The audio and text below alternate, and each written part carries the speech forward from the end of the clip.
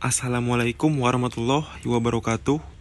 Saya Hafiz Al-Ghifari dari kelompok 2 akan mempresentasikan penganggaran modal. Penganggaran modal atau capital budgeting yaitu terkait dengan proses pengambilan keputusan investasi jangka panjang yang mempunyai dampak strategis bagi kelangsungan hidup perusahaan, mengingat investasi jangka panjang membutuhkan dana yang besar, sementara pengembaliannya bertahap melalui beberapa tahun. Maka dalam menilai investasi jangka panjang perlu diterapkan konsep nilai waktu uang. Kerangka strategi keputusan penganggaran modal. Keputusan penganggaran modal harus dihubungkan dengan perencanaan strategi perusahaan secara keseluruhan. Strategi mencakup perencanaan masa depan perusahaan. Penganggaran modal secara implisit memerlukan suatu komitmen ke dalam masa depan perusahaan. Penganggaran modal biasanya memerlukan biaya yang besar sebelum perusahaan mengeluarkan banyak uang. Perusahaan harus membuat rencana yang tepat karena jumlah dana yang besar tidak dapat disediakan dalam tempo yang singkat. Rencana pembelanjaan investasi perlu dipersiapkan beberapa tahun sebelumnya untuk memastikan tersedianya dana yang diperlukan.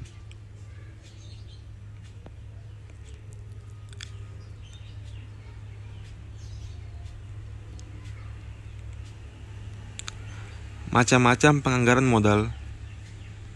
Pengelompokan keputusan penganggaran modal dibuat dengan maksud untuk meningkatkan kualitas pengambilan keputusan, ditinjau dari aspek penghematan biaya dan peningkatan pendapatan. Usulan investasi dapat dikelompokkan sebagai berikut. Penggantian atau replacement, yaitu usulan investasi untuk mengganti aset yang sudah haus agar efisiensi produksi tetap dapat dipertahankan. Yang kedua, perluasan atau expansion, yaitu usulan investasi yang dimaksudkan untuk menambah kapasitas produksi dari lini produk yang telah ada. Yang ketiga, pertumbuhan atau growth, yaitu usulan investasi untuk mengembangkan lini produk yang baru berbeda dengan lini produk yang sudah ada.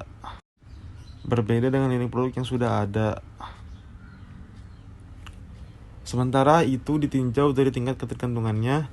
Usulan proyek investasi dapat dikelompokkan menjadi 4, yaitu yang pertama independent project, yaitu 2 atau lebih proyek yang tidak ada keterkaitannya antara proyek yang satu dengan yang lainnya. Yang kedua, mutually exclusive project, yaitu 2 atau lebih usulan investasi yang mempunyai manfaat yang sama dan jika semuanya layak. Yang ketiga, complement project, yaitu 2 atau lebih usulan investasi yang bersifat saling melengkapi. Yang keempat, substitutes project, yaitu 2 usulan investasi yang bersifat saling menggantikan.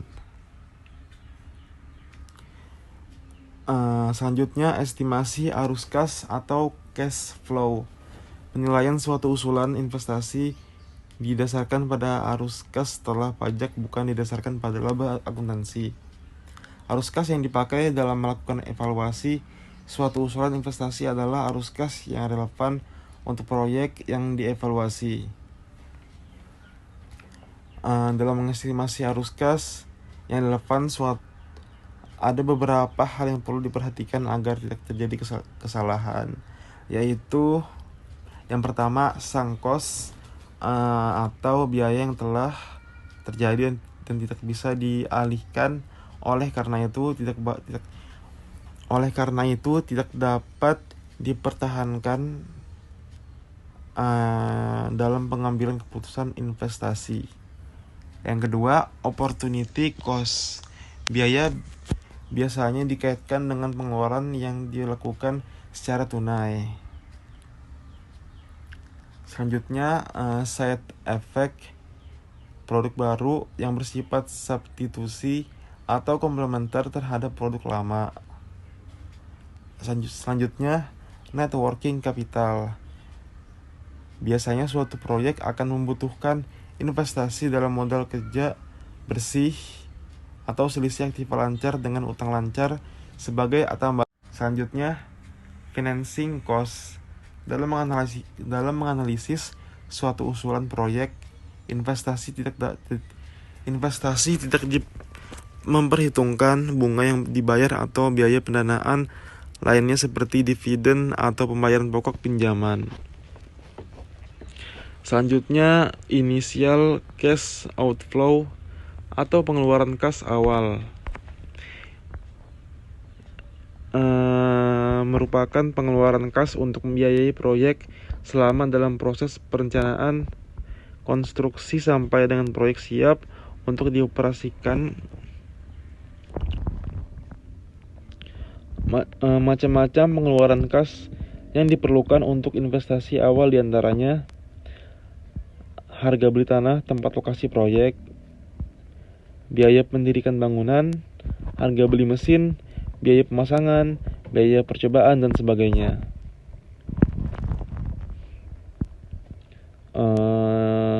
Ini ada contoh. Misalkan perusahaan mengganti mesin lama dengan yang baru. Mesin lama dibeli 3 tahun yang lalu seharga 100 juta, memiliki umur 10 tahun. Sekarang perusahaan merencanakan untuk mengganti mesin tersebut dengan mesin yang baru yang dibeli dengan harga 150 juta dan mempunyai umur 7 tahun.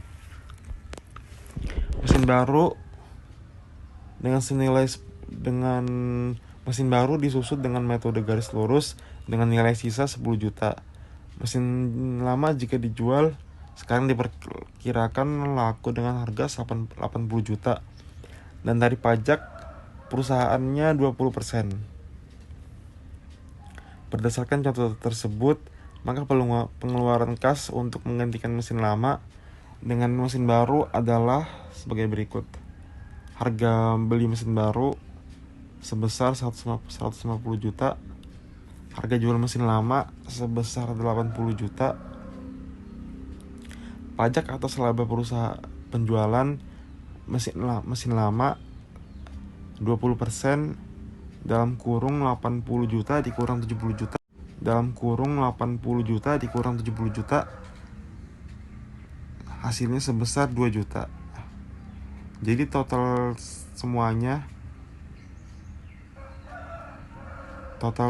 pengeluaran kas untuk menggantikan mesin lama dengan mesin baru sebesar 72 juta. Selanjutnya, operasional cash inflow. Setelah proses dimulai dioperasikan, maka akan terjadi penerimaan kas dari hasil penjualan dan terjadi pengeluaran kas untuk membiayai kegiatan operasi perusahaan. Besar kecilnya arus kas masuk yang berasal dari operasi dihitung atas dasar setelah pajak atau net cash inflow. Dengan rumus sebagai berikut. Net cash inflow atau NCF sama dengan EBIT dalam kurung 1 dikurang tax ditambah depreciation, atau net cash inflow atau NCF sama dengan EAT ditambah depreciation ditambah dalam kurung 1 kurang tax interest.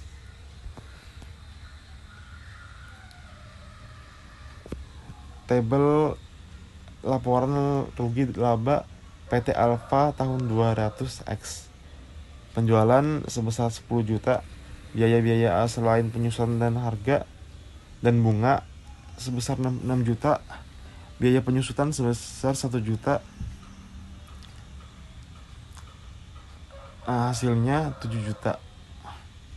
Pendapatan sebelum bunga dan pajak EBIT sebesar 3 juta, biaya bunga sebesar 1 juta. Pendapatan sebelum pajak sebesar 2 juta, pajak 20% sebesar 400, pendapatan setelah pajak sebesar 1.600.000.